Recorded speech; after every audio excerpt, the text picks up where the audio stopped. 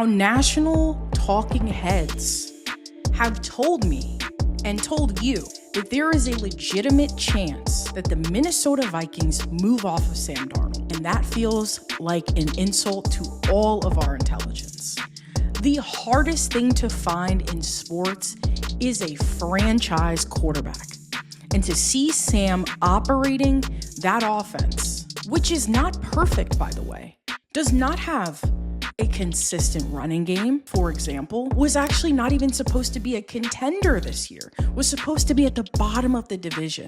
You see him out there operating that offense like a beautiful orchestra, like poetry in motion.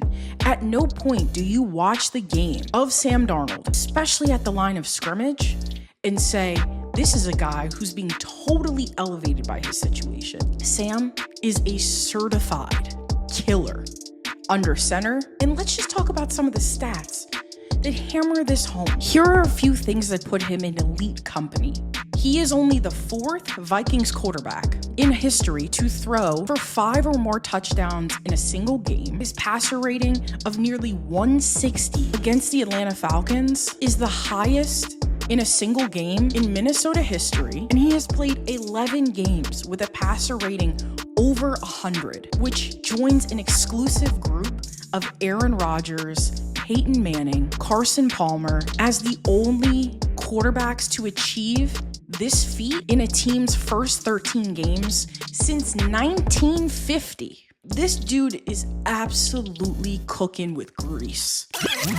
Now, say all that you want that this is Kevin O'Connell and Justin Jefferson, but Sam doesn't have a perfect offensive line, and he still ranks 3rd in the league in a metric called big time throws, which is defined as a high difficulty, high value pass that is characterized by excellent ball placement. These are passes that are typically much deeper and in tight windows and can occur often with challenging conditions. He's doubled his touchdown production that he had with the Jets, already throwing 35 touchdowns in comparison to his previous best of 19. His completion percentage is nearly 70%, and it's a significant improvement over his already solid 61% throughout his career. The fact that he could even do that with that Jets horrible situation tells you that this is a guy who simply could not thrive in chaos. Many of us cannot, and that's why I'm telling you,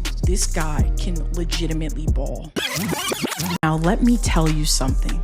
If you are currently focused on what the Minnesota Vikings are going to do with Sam Darnold and JJ McCarthy, you are completely missing the plot. Minnesota Vikings are doing something right now that is so impressive and so shocking for a lot of us who thought it would be a fight to the bottom between them and the Chicago Bears in the division. Right now, what makes all of the sense in the world is simply sitting back as a football fan and marveling at what makes this league the greatest in the world. The storyline is just incredible. And I know there's a lot of armchair capologists who are going to make the argument that you are currently wasting JJ McCarthy's rookie window where you're basically paying him nothing and can build the rest of the team. That's what the franchise tag was essentially created for. Now, this is obviously a very unique situation where you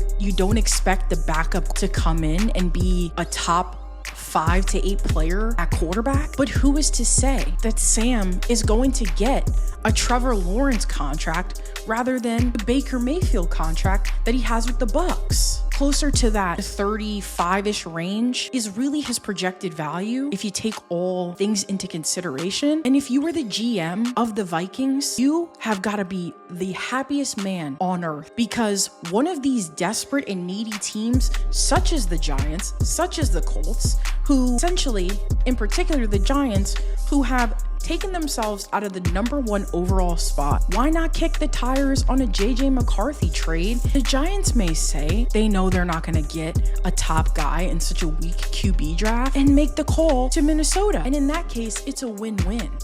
But even if you have JJ McCarthy backing you up, with the way the cap rises from year to year and the way these restructures happen, we all know the cap isn't very real anyway. They will be just fine. This general manager, you need to have faith that he is going to build a perennial winner from year to year, and although you'd like the flexibility of being on a rookie contract, you don't think that the GM would like to have the flexibility? Sure, but you don't think he can overcome it with the team he's got playing on the field right now? You're absolutely kidding yourself.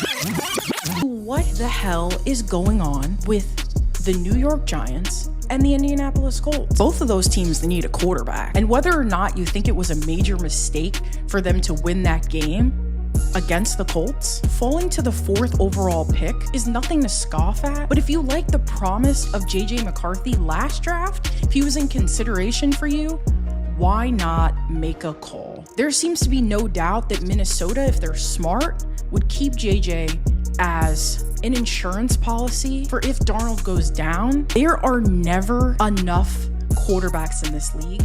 You and I both know that. This is a very unique case where you have 2 quarterbacks on the roster who are basically being paid nothing. And typically that's a problem to have 2 guys. And my first question to you is, who's to say that they don't win the Super Bowl this season and it wasn't all worth it? Now, as much as I think that what we're seeing from Sam Darnold is real, if I put on my general manager hat, I am absolutely placing that tag on him and finding a suitor.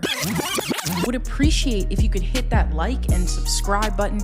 As you know, not only does it help support the channel, but it helps amplify the comments that you drop in the comments section so we can get an awesome debate going throughout the Mish Monster sports community and everyone else who is sleeping on our football opinions. More videos to come this week. It is a busy and fun NFL time. Appreciate you stopping by. I will see you next time.